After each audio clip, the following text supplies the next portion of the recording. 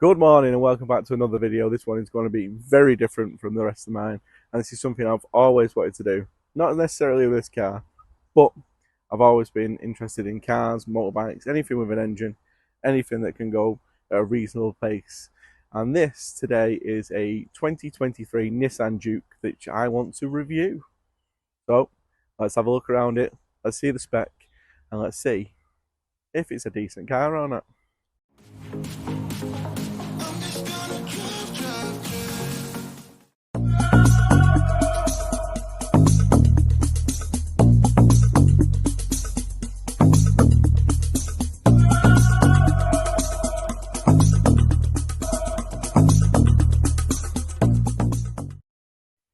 So as you can see behind me, this is a 5-door.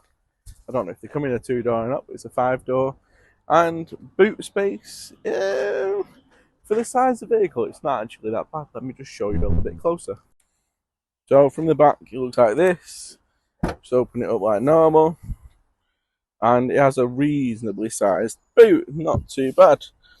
Good arm's length there. But if you want to make it slightly bigger, it has another section under there, and you can actually move this floor. It's a floating floor. Put it right down at the bottom, and then you've got a much deeper boot, which would actually be great for like a pram or like a buggy or like a full shop and stuff like that. And then if you do want to make it even bigger and you've not got passengers with you, the rear seats fold flat. Just reach down here, fold all the way flat like that. And as you can see, a much larger boot. Take a parcel shelf out, you'd have plenty of room for doing like a tip run, stuff like that. Just fold that back up, pull the seatbelt through, and it clicks back into place. Decent size, not too bad, not massive. Like, we personally have an A6 and the boot on that is huge, but this is actually a decent size for the size of the vehicle. Rear legroom. So that front seat is in my driving position. I'm around 6 foot, but I do like my seat low and quite far back. So let's see if I can squeeze in behind it. I think we'll be alright, if I'm being honest. So, as you can see, it's not too bad. I've not got much headroom. I've not got any leg room, if I'm being completely honest. But it's a good place for, let's say, a kid, a smaller person. Not necessarily a 4-adult car this, or a 5-adult car. Maybe 2 adults in the front and 2 kids in the back would be much better. So on the passenger side as well, the seat in the front is a bit further forward, not in the driving position, but still has plenty of legroom in the front. And there's a lot more legroom behind that seat in the back. So if there's 3 adults, let's say, definitely sit behind the passenger seat and you would be fine. It's not much headroom back here though, as you can see. And I'm only 6 foot, so anyone taller than me would really struggle in the back of this car. And whilst we're sticking to the back of the car, it has ISOFIX. So if you do have 2 kiddies, it has ISOFIX on both sides. And even when the kiddies get bigger, obviously you got your seat belts. And it's got a 3rd seat in the middle, so this is a 5-seater car. And as there you can see, it's a nice dash. Right, so let's have a quick look under the bonnet at what this engine looks like. So what you're looking at now is a 1-litre 3-cylinder inline 3 with a small turbo on the back, which puts out 112 brake horsepower and 150 newton meters of torque. And it's actually pretty punchy for a little engine, and it's quite economical. But the same with all these new engines, quite a lot of electronics and stuff for controlling it and controlling the turbo, making sure it spills at the right time. So a lot of things that can go wrong. That's quite a big battery. For the size of the bonnet and everything, it's quite compacted there. But actually, if you look, this like foot of car here has absolutely nothing in it. It's just empty space. I'm assuming that's for crash protection, which this car actually has a 5-star rating for crash protection, which is very good. Right, so let's have a look at the interior. In the front is a manual, so we've got 3 pedals. Ignore all my crap over this side. So We've got a nice steering wheel with all the buttons, all goodies, horn, usual stalks. The seat is adjustable, manually adjustable. And then we've got a start stop button down here. Manual gearbox, obviously. And down here we've got an electronic handbrake. So yeah, not a massive fan of electronic handbrakes because if the car isn't working or the battery dies, then you can't get it off.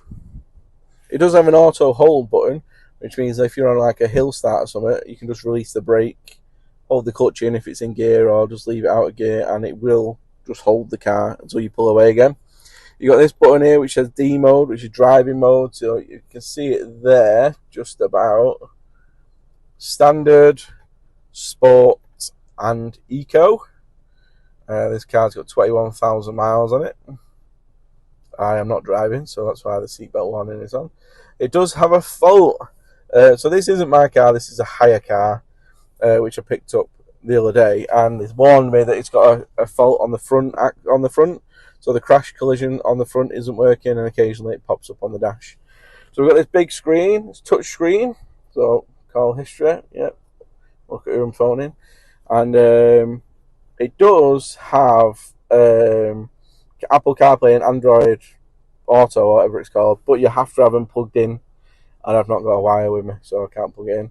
You've got air conditioning. It's not dual controlled, it's just single control for both sides, so heat on that side, fan on that side, and positioning and windscreen, etc. there. You got these little circular fans, quite nice. Like I said, we've got cruise control as well, brilliant. All the controls there for the windows and the mirrors. It's got folding mirrors, got a light up here, and obviously, hello. It's got the rear view mirror. It also has, let's put it in reverse, reversing camera, very good, and it's got parking sensors all the way around, which is brilliant. So let's take it for a drive and see what it's actually like on the road. I have drove this a little bit now, put like 30, 40 miles on it, and I'm not a massive fan of the clutch positioning and the gear changes. And this is actually the first time I've ever driven a Nissan, I believe. I can't think of any others that I've driven, and definitely the first time I've drove a Juke. But at the minute, it seems like a really nice, small family car, if I'm being honest. Like, you could fit a pram in the boot, you could fit 2 car seats in the back, which I'm actually going to do later, because we're going to put the car seats in here, because wifey's going to be using this car for a little bit because her car goes in. And I think for a small family car, this would be great. I'm not too sure about how it drives yet, so we'll have a go and we'll go and take it for a quick spin now.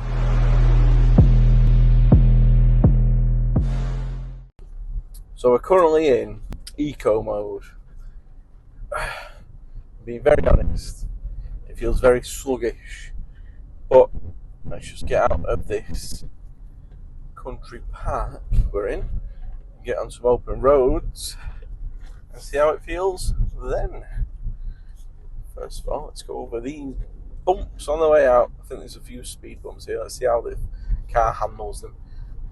It's a bit at the minute, and there's quite a lot of squeak coming from the driver's seat. It like slightly rubs up against the armrest, which is quite narrow, but not very much storage in there.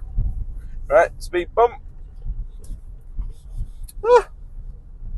Wasn't too bad. Went over at 15 mile an hour. Let's go over this one a little bit quicker. Felt that one. Hey. Let's get her out on the open road and see how she drives. So, something that's just popped up, I thought I'd tell you. So, if you want your air conditioning on, the start-stop feature doesn't work. Which I don't suppose is such a bad thing, because I don't like start-stop anyway.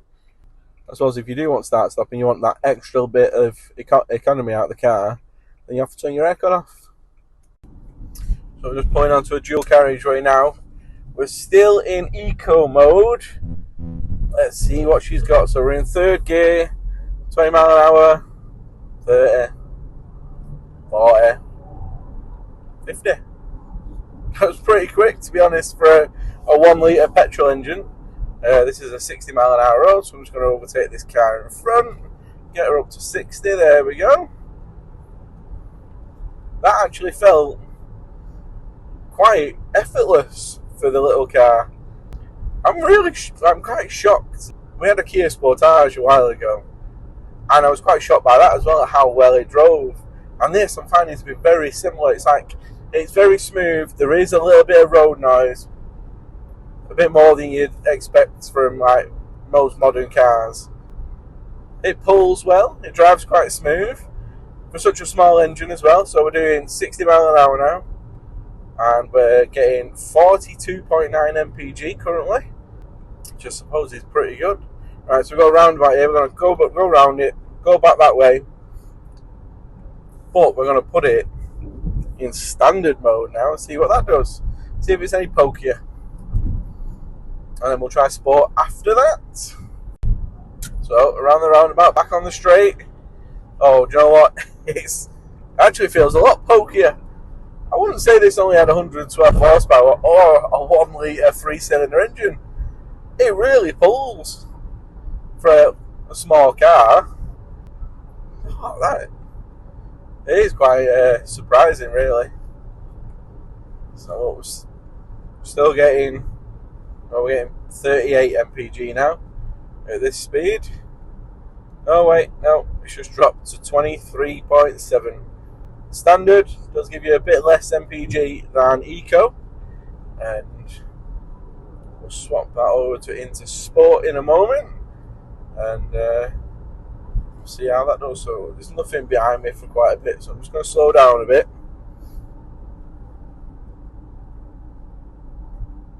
Knock it into Sport.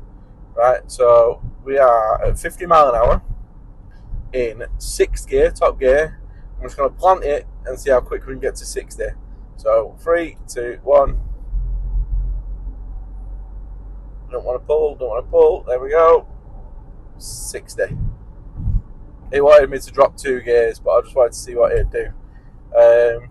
So yeah, that was quite pleasant. We're coming to a red light now, so we'll get an off the line of sport mode.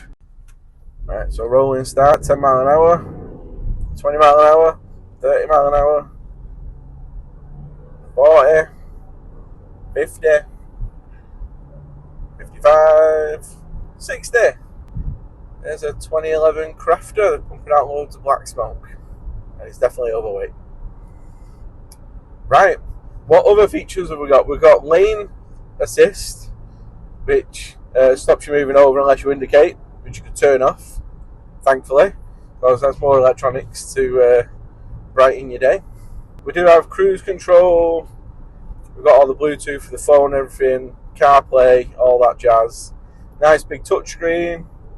I was actually driving before and I had to type in a phone number, and that is quite difficult. It's just out of arm's reach, this touchscreen, so you've got to lean forward a bit into it, which does distract you from driving, so I wouldn't recommend doing that. Or if you've got a passenger, get them to do it.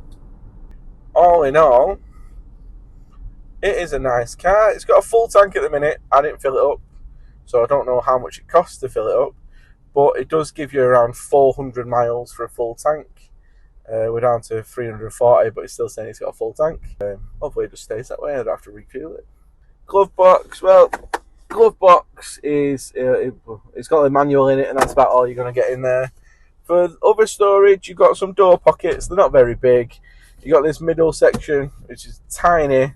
2 cup holders here, and a little section down there for, I'd say, your phone or something like that. It's currently got my earphones in it, and a microphone case. Definitely seems like a nice little car. I'm quite impressed. So I've just had a quick check on Auto Trader for, well, this exact model of car this year would set you back between £16,000 and £18,000, which I don't think necessarily is too bad. It's 1 year old, it's a 2023. This one's got 21,000 miles on. The ones I was looking at were around the 10,000 mile mark because there was none that had higher mileage. And I'd say for a small family car, something affordable and reasonable, this is definitely a car that you should consider. But I think there's also a few other contenders if you go around that. Maybe like the Kia Sportage, or maybe a slightly bigger version of this, the Qashqai. But all in all, this 1 litre engine is economical.